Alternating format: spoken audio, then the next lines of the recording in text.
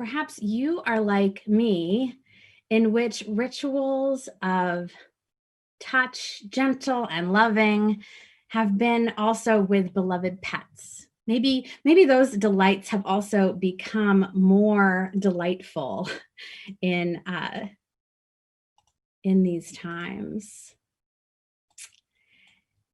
For me, my delights are with my dog Violet, the pit bull.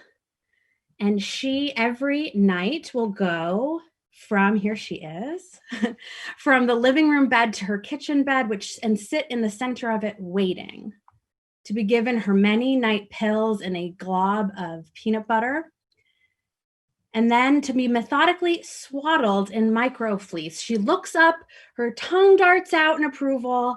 I kiss her graying forehead peeking out of the equally gray covering and say, okay, time for bed. At which point she crumbles herself downward, encased in her blanket, sort of fawn-like. And I'll place 2 to 3 soft toys around her head, shut off the light, heading to bed myself. And I smile every time as I walk away. Despite the clumsiness through the rest of her day, and sometimes my own, we have this brief moment of mutual trust, of mutual attention through touch.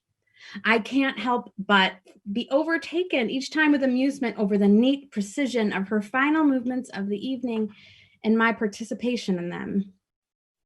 Have there been nights when she and I have both fallen asleep without this ritual? Yes.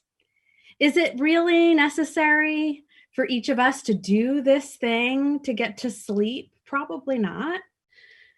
This is the kind of delight in creation that reminds that there is something always pleasing within reach.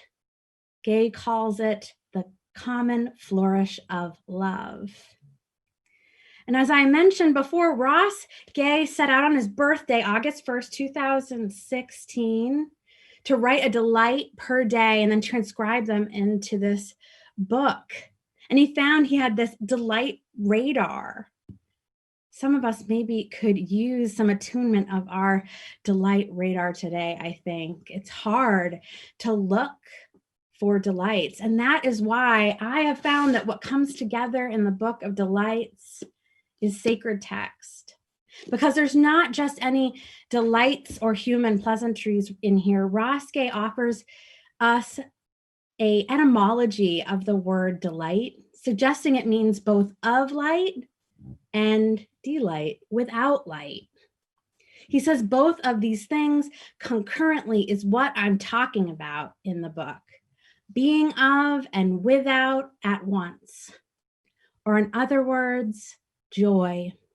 He's not concerned with the small gratitudes of life, of lovely little things. Joy is not the pleasure of a great vegan cake donut or musing about a favorite song. He says, being in joy is not a feeling or an accomplishment. Instead, it is an entering and a joining with the terrible. My delight, for instance, in wrapping Violet in her blanket is combined with the sorrow that she is old, that we will not touch in this way always, that our next family dog may not have the temperament to enjoy swaddling. This joy, this delight is not perfect, it is not forever, and it is not universal, and none of us are either of those things. Ross Gay writes, what if we joined our wildernesses together? Sit with that for a moment, that the body, the life, might carry a wilderness, an unexplored territory that yours and mine might meet somewhere, somehow, might even join. And within that wilderness is our sorrow. It astonishes me sometimes, he writes, no, often it astonishes me how every person I get to know, everyone, regardless of everything, by which I mean everything, lives with some sort of profound personal sorrow. Is this sorrow of which our impending being no more might be the foundation, the great wilderness? Is sorrow the true wild? And if it is, and if we join them, your wild to mine, what's that? What if we joined our sorrows, I'm saying? I'm saying, what if this is joy? Daily gratitude journals, and even my own practice of Wednesday midweek reflection is not the magnet for the special little things in life it once was a year ago.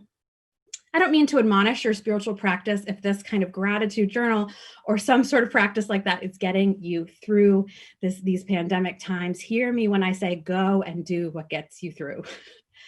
But for me, the melancholy of these days, the oddest combination of monotony and unpredictability just doesn't drum up these types of sensibilities.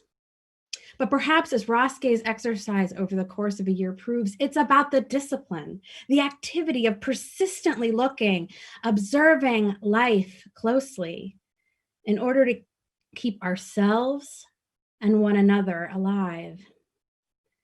I'd like to try on Ross Gay's delight, marking delights that happen in the continual communing of terror and love, the things that make the intolerableness of living worthwhile.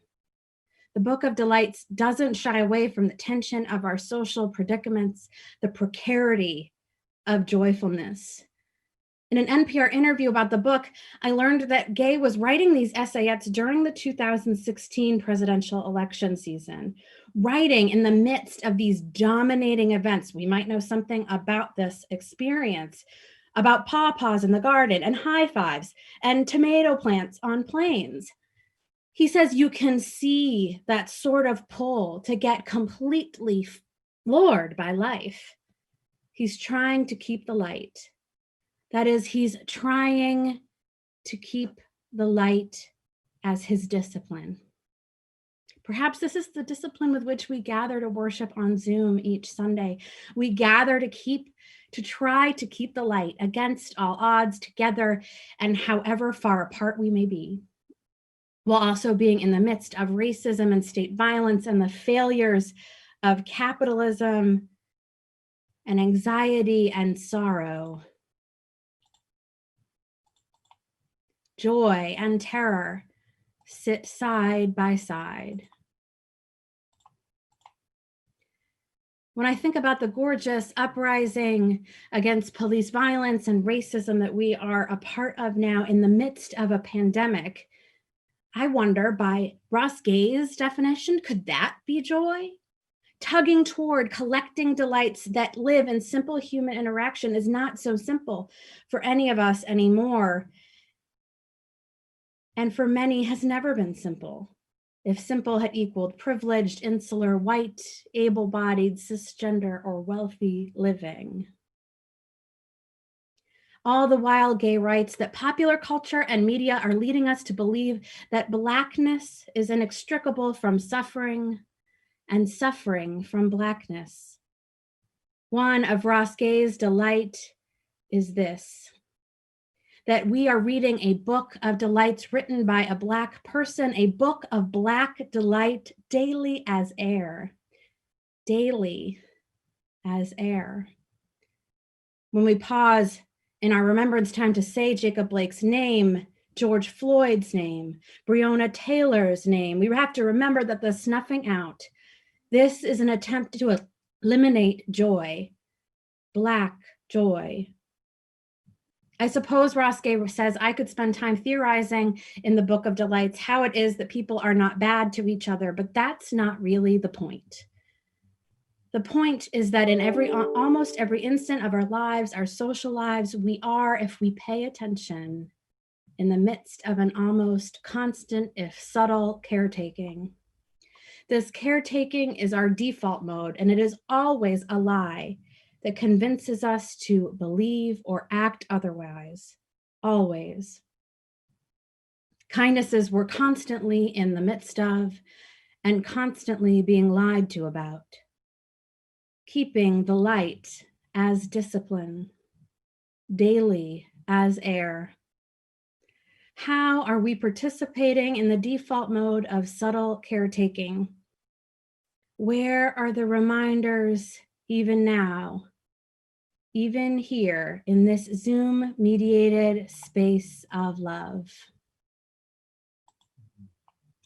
We may, as Roske writes, need the reminder through a discipline that caretaking, not murder or bigotry or disease, is our collective default mode. We, Unitarian Universalists, in the struggle for justice and liberation, can take sensual joy in this life we share. No matter what, we can observe it, hold it, gesture it, use delight as fuel, be joy, make love tangible, join our wildernesses, even at 1,000 miles away. May the delight that has carried you from this moment to the next be with you now. Carry it into your week and into your life. May we too be authors of delight in creation. May it be so, and amen.